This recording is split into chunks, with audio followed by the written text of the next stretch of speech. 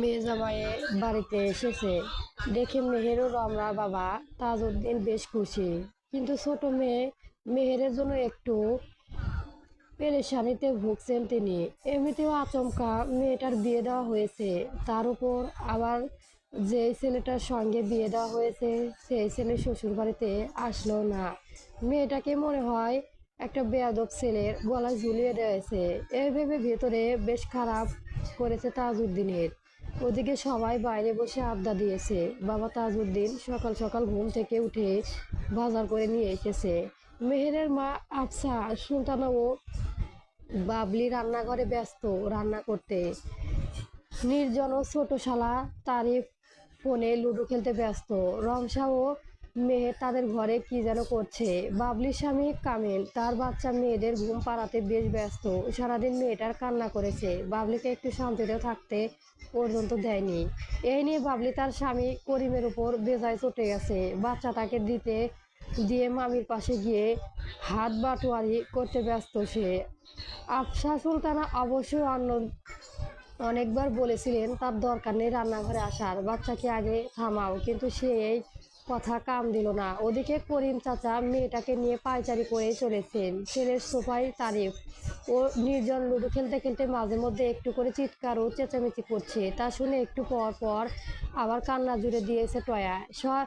এইসবের মধ্যেই রমসা মুখ ভার করে ঘর থেকে বেরিয়ে এলো। বাবলি ওর আফসা সুলতানার বড় মেয়েকে একবার জিজ্ঞেস করলেন, কি হয়েছে, মন খারাপ কেন তোর? রমসা তখন বলল, তোমার আদরের মেয়ে আমাকে অপমান করেছে, সে নাকি আর ফিরে যাবে না আমাদের বাড়িতে। ওকে একটু বুঝিয়ে বলো না মা। আফসা সুলতানা বললেন, এটা কি ধরনের কথা রমসা? আদরের মেয়ে মানে? তাহলে তুই কি পানিতে ভেসে এসেছিস? তোরা দুজনে কিন্তু আমাদের সন্তান, এসব একদম বলবি না। আর ও তো একটু দূর থেকে এসেছে জানিস, আর একটা এটাও জানিস যে ওর সঙ্গে কি হয়েছে।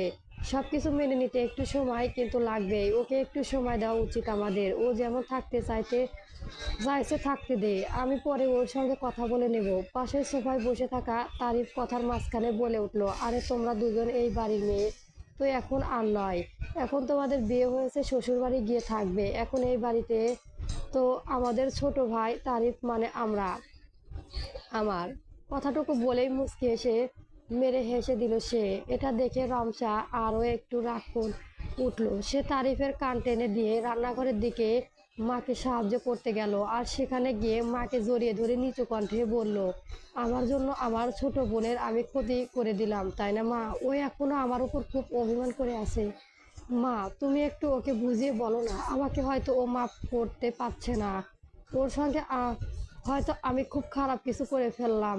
আমার বিয়েটা না হলেই বুঝি খুব ভালো হতো। আমি কখনো চাইনি আমার ছোট বোনটাকে এত কষ্ট পাক।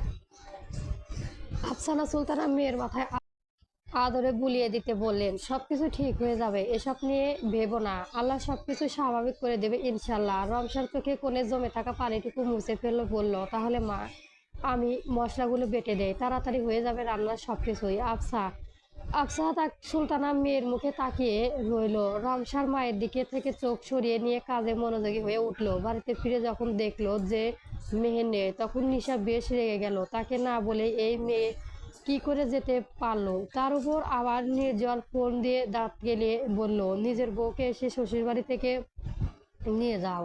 আমরা কেউ নিয়ে যেতে পারছি না, আমাদের কারো সঙ্গে ঠিক মতো কথা পর্যন্ত বলছে না। ভাবি, কি বিরক্তকর ব্যাপার। সে কখনো ওই বাড়িতে আর যাবে না, ওই এলাকাও পা রাখবে না। বিয়ে করলে যেখানে সেখানে যেতে হবে নাকি? নিশান মন মনস্থন করলো, নিজের শ্বশুর বাড়িতে পা রেখে বইয়ের নিয়ে আসতে হবে, কিন্তু কি করে? তারপর কিছু একটা ভেবে বাঁকা হাসি দিয়ে এলো সে। একটু পর তিন্নির এসে বলল, ভাইয়া তোরা কি হয়েছে, একা একা হাসলি কেন? ভাবি চলে যাওয়াতে কি পাগল হয়ে গেলি? কথা বলার সময় কয়েকবার ঢোক গিলে নিল নিজের মধ্যে। তার সঙ্গে একটা মিছিমিছি হাসি দিল সে। তারপর আস্তে আস্তে নিশাকে পাশে বসালো তিন্নি। নিশা তিন্নির দিকে তাকিয়ে বলল, আনিসুর জামাইকে তোর কেমন লাগে? তিন্নি নিশাকে নিয়ে তাকিয়ে ভাবুক সুরে বলল, মোটামুটি ভালোই আছে। চোখে মোটা চশমার জন্য একটু বিরক্ত লাগে, নয়তো ঠিকঠাক আছে। তা আমাকে জিজ্ঞেস করছিস কেন ভাইয়া, কি হয়েছে? নিশা তিন্নির দিকে তাকিয়ে বলল, আজকাল মুখে মুখে বেশি কথা বলছো, ভাবছি কথা বলার জন্য তোমাকে আলাদা বাড়িতে পাঠাতে হবে, তাই না? আমি বরং বাবার সঙ্গে কথা বলি এই বিষয়ে। এই কথা শুনে তিনি ভয়ে হু হু করে কেঁদে দিয়ে নিশানের হাত ধরে বলল, ভাইয়া না, এখন না, আমি বিয়ে করতে চাই না, তাও আবার কিছু আনিসুরকে। না না, কখনোই না। নিশা তিন্নির দিকে তাকিয়ে মৃদু হেসে বলল, এক এক কাপ কফি নিয়ে আমার ঘরের দিকে আসবি, তারপর ভেবে দেখবো কি করা যায়। চল এখন যা। তিন্নি তোর ভয়ে কাঁচুমাচু হয়ে গেল, মুখ থেকে আর কথা বলতে পারছে না। সে জানে তার ভাই এক কথার মানুষ, যা বলে তাই করে ছাড়ে। যদি তার বিয়ে দিয়ে দেয় না, বাবা না, এটা হতে দেওয়া যাবে না। ছুটে চলে গেল সে কফি বানাতে। একটুও দেরি করলো না, নিশানও তার ঘরের দিকে পা বাড়ালো। মৃদু একটা হাসি দিয়ে সারা রাত ভয়ে ভয়ে ঘুমও পড়ছিল মিহিরের। মাঝে মধ্যে তার ঘুমের মধ্যে চমকে উঠছে সে। এই বুঝি অসভ্য মানুষটি তাকে শুয়ে দিচ্ছে। ঘুম ভেঙে বারবার নিজেকে নিজের ঘরেই দেখতে পাচ্ছে না। বাইরে সবাই হাসির আনন্দ নিয়ে থাকলেও তার মধ্যে এমন কিছু ছিল না। একটু আগেই রামসাকে যা নয় তা বলে ঘর থেকে বের করে দিয়েছে। এটা নিয়ে আবার মনে হচ্ছে অনেক অনুশোচনা হচ্ছে। মায়ের পেটের বোনকে এত কথা সে কি করে শোনাতে পারলো? তার তো কোনোদিনও দোষ ছিল না, সে বাধ্য হয়েছে। দোষারোপ করা তার উচিত হয়নি একদম। সবাই তো আর ইচ্ছে করে তাকে বিয়ে করায়নি, কিন্তু সে চিন্তা করছে কি করে ওই অচেনা অসভ্য একটা মানুষের সঙ্গে সে থাকবে, যে কিনা কিছু বুঝতে চায় না। স্বামী হিসেবে কি করে তাকে মন থেকে মেনে নেবে? এক রাতে তার যা হাল হয়েছে, লোকটা তো এমন করে তাকিয়ে থাকে, মনে হয় সুযোগ পেলে তাকে চিবিয়ে খাবে। সকাল থেকে ঘরের বাইরে বের হয়নি মেহের।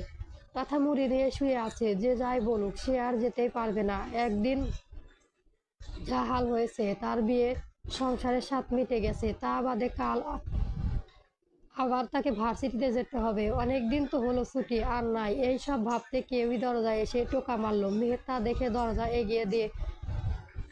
দরজার দিকে এগিয়ে গেল। পরবর্তী গল্প পেতে আমার চ্যানেলটি সবার আগে সাবস্ক্রাইব করে রাখবেন। ধন্যবাদ। গল্প এক তীরে দুই নিশানা চলবে।